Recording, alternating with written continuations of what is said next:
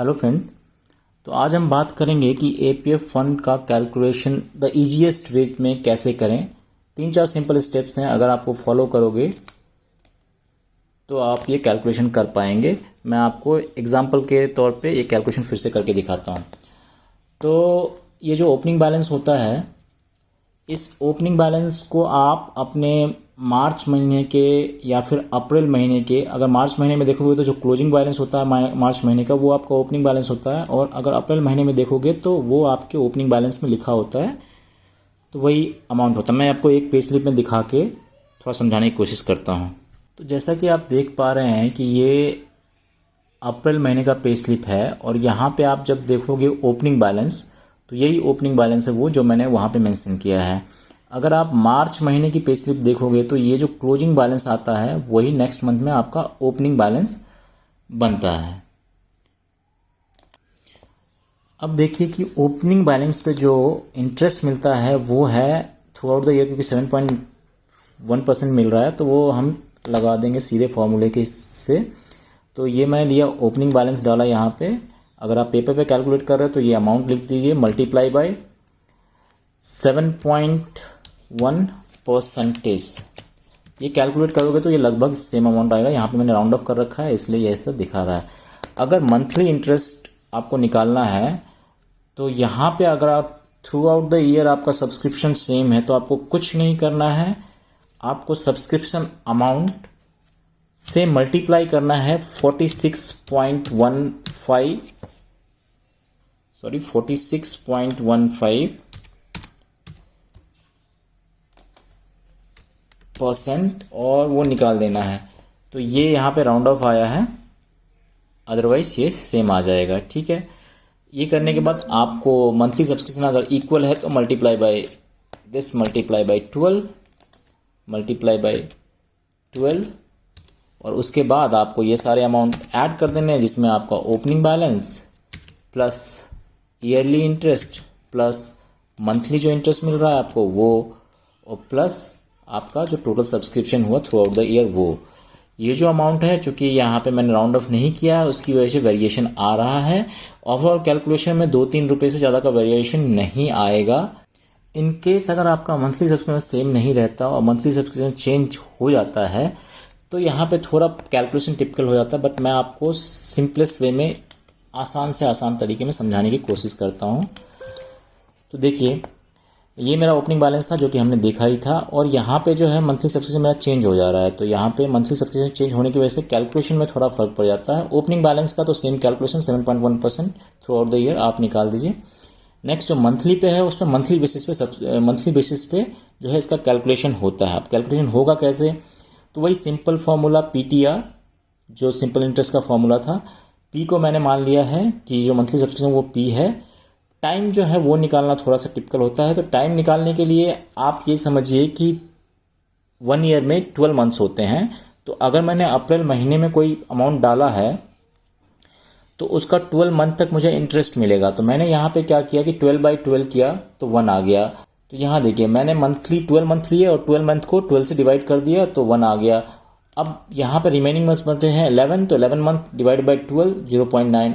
इसी तरह से ये सारे कैलकुलेशन किए तो 1/12 0.1 मुझे टाइम मिल गया है, और रेट भी मुझे पता है। तो अब सिंपल इंटरेस्ट का फॉर्मूला डालिए। जैसे मैं आपको यहाँ पे एक एग्जांपल के तौर पे बता देता हूँ कि ये मेरा प्रिंसिपल अमाउंट हो गया, ये मेरा टाइम हो गया, और ये मेरा रेट हो गया, और इनका परसेंटेज निकाल दिया हमने। तो देखिए 26.7 आ गया, जो कि ये आप पूरा करने के बाद वही सेम कैलकुलेशन जो है आप ये पूरा अमाउंट कैलकुलेट कर दीजिएगा।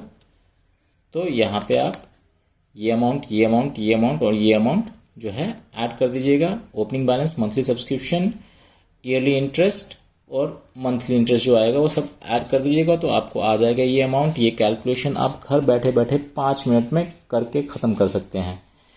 और आपको पता ही है कि टोटल अमाउंट का 75% आप विड्रॉल कर सकते हैं, और इन केस अगर आप लास्ट ईयर ऑफ सर्विस में हैं तो 90% तक अमाउंट निकाल सकते हैं। तो वो भी आप 75-95 आप कैलकुलेट कर सकते हैं, कोई मुश्किल काम नहीं है। तो चलिए अब मैं थोड़ा सा ब्रीफ डिस्क्रिप्शन दे देता हूँ आपको AFPP फ़ंड के बारे में। तो AFPP फ़ंड है क्या एक्चुअली में? तो ये गवर्नमेंट स्कीम है जिसके तहत आपको गवर्नमेंट एक सेविंग स्कीम देती है, ठीक है।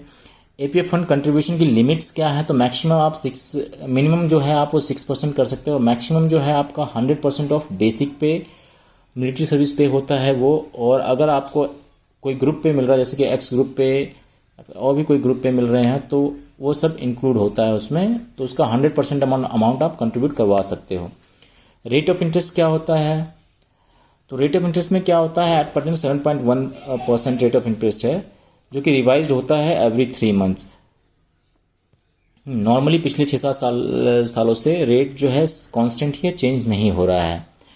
APF फंड टैक्स बेनिफिट्स, तो APF फंड अगर आप कटवाते तो उसका जो ATC के तहत जो है आपको 1,50,000 का जो है टैक्स सेविंग मिल जाता है। APF फंड का जो विड्रॉल रूल है वो क्या कहता है? APF फंड का जो विड्रॉल रूल है वो कहता है कि अगर आप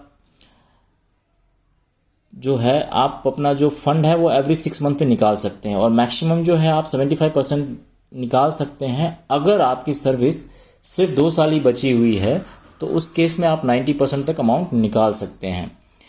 अभी थोड़े मॉडिफिकेशन हुए हैं जिसकी वजह से जो टाइम जो है विड्रॉल का वो काफ़ी कम हो गया है।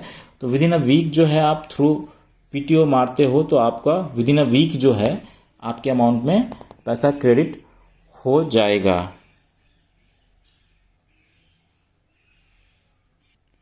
तो देखिए फ्रेंड्स, मैंने एक एक्सेल सीट में ये फॉर्मूले सब डाल के कैलकुलेशन बना रखा है। यहाँ पे जो ग्रीन कॉलम है सिर्फ वहाँ पे आपको अपने डाटा फीड करने हैं और सारा कैलकुलेशन ये खुद करके बता देगा। ये सारी चीज़ें इसमें लिखी हुई हैं, जो भी आप पढ़ना चाहें पढ़ सकते हैं, लेकिन मैंने बहुत मेहनत करके ये वीडियो बनाया है और तो इस चैनल को थोड़ा लाइक, शेयर, कमेंट, सब्सक्राइब, और आप अपना बेल आइकन का जो आइकन होता है उसको प्रेस कर लिए, ताकि कोई भी अगर मैं वीडियोस आगे डालूं तो उसकी नोटिफिकेशन आपके पास चले जाए। तो ओपनिंग बैलेंस के बारे में आपको बता ही दिया है। आप यहाँ पे अपना ओपनिंग बैलेंस डाल दीजिए, और यहाँ पे आपको सिर्फ ओपनिंग बैलेंस डालना है, और ये जो भी अमाउंट आपको विड्रॉल करना है, जैसे 75% है, और अगर आप 90% विड्रॉल करना चाहते हो तो 90% डाल दीजिए, वो अमाउंट चेंज होकर आ जाएगा। 75% डालना है तो 75% डाल के कीजिए, आपका वहाँ आ जाएगा। अगर आपका कुछ रेट ऑफ इंटरेस्ट चेंज हो रहा है, सब्सक्रिप्शन चेंज हो रहा है, तो आप सब्सक्रिप्शन चेंज मार दीजिए, वो अमाउंट आपको चेंज होकर यहाँ पे आ जाएगा। ये फाइल मैं आपको गूगल ड्राइव के थ्रू शेयर कर दूँगा, आप जाके वहाँ पे 2-3 चीज़ें मार के अपना APF फंड का कैलकुलेशन देख सकते हैं।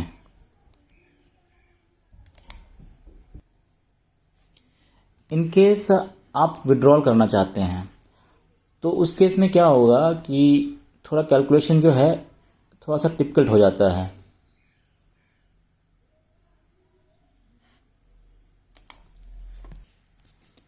इन केस आपने अमाउंट विड्रॉल किया या फिर आप अपना अमाउंट विड्रॉल करना चाहते हैं, तो इस केस में आपका कैलकुलेशन कैसे होता है? तो ये थोड़ा टिपिकल कैलकुलेशन है।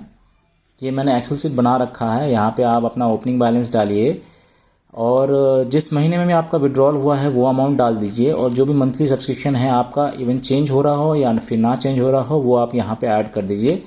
बस एक चीज़ का ध्यान रखिएगा कि आपको यहाँ पे ये चेंज करना पड़ेगा, जो भी मंथ है आपका वो मंथ आप डाल दीजिएगा। जैसे कि इस केस में मान लीजिए मेरा मंथ है नवंबर, मैं यहाँ पे अक्टूबर लेता हूँ, ये कैलकुलेशन चेंज हो जाएगा, लेकिन ये कैलकुलेशन सही बताएगा नहीं जब तक कि आप अपना जो ये अमाउंट भी जो है अक्टूबर के मंथ में डालते हैं। अगर आप ये अमाउंट डालिएगा और ये सही से कर दीजिएगा, आपका कैलकुलेशन जो है एकदम सही आ जाएगा।